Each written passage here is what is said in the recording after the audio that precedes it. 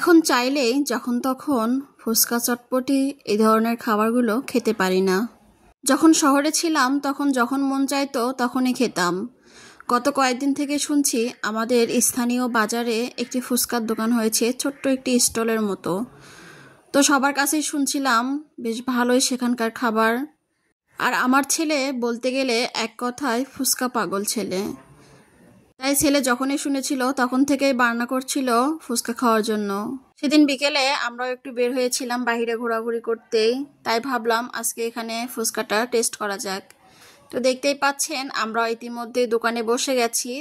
এরপর আমরা 1 প্লেট ফুচকা এবং একটি চটপটির অর্ডার করি। এখানে আরো সুন্দর একটা কথা লেখা আছে, খুব কষ্টের উপার্জিত অর্থ বাকিতে নেবেন না, টাকা না থাকলে আগেই বলে দিবেন। উনি খুব সুন্দর একটা কথা বলেছেন, কিন্তু কেন বলেছেন এই কথা? যেহেতু ছোট্ট একটা বাজার আর সেখানে এই ধরনের খাবারের দোকান, হয়তো অনেকেই বাকিতে খেতে চায়। যাই হোক, আমরা আর এসব কথায় না বলি। তো ওনার এই ছোট্ট দোকানটা কিন্তু অনেক সুন্দরভাবে সাজানো। যেমন সবচেয়ে আমার কাছে যেটা ভালো লেগেছে সেটা হচ্ছে এই সবুজ গাছগুলো। আর আমার এই গাছগুলো ভীষণ ভালো লাগে, হোম ডেকোরের গাছগুলো। তো উনি আমাদের খাবার বানাচ্ছিলেন আর এদিকে আমি পুরো খাবারের তালিকাটা আপনাদের সাথে একটু শেয়ার করি। তো এখানে সব কিছুর মূল্য দেওয়া আছে, কোনো কিছু বলতে হবে না। এদিকে আমরা মা ছেলে অপেক্ষা করছি ফুচকার জন্য এবং চটপটির জন্য। তো ইতিমধ্যে আমাদের খাবার এসে গেছে, এবার একটা টেস্ট করে দেখব। আমার ছেলে তো কিছুতেই ফুচকা নিতে দেবে না, অনেক বুঝিয়ে শুনিয়ে তারপর একটা ফুচকা পেয়েছিলাম তার কাছে থেকে। এরপর আমি একটু টেস্ট করলাম। আমাদের ছোট বাজার হিসেবে মোটামুটি ছিল, খুব ভালো বেশি ছিল বলবো না।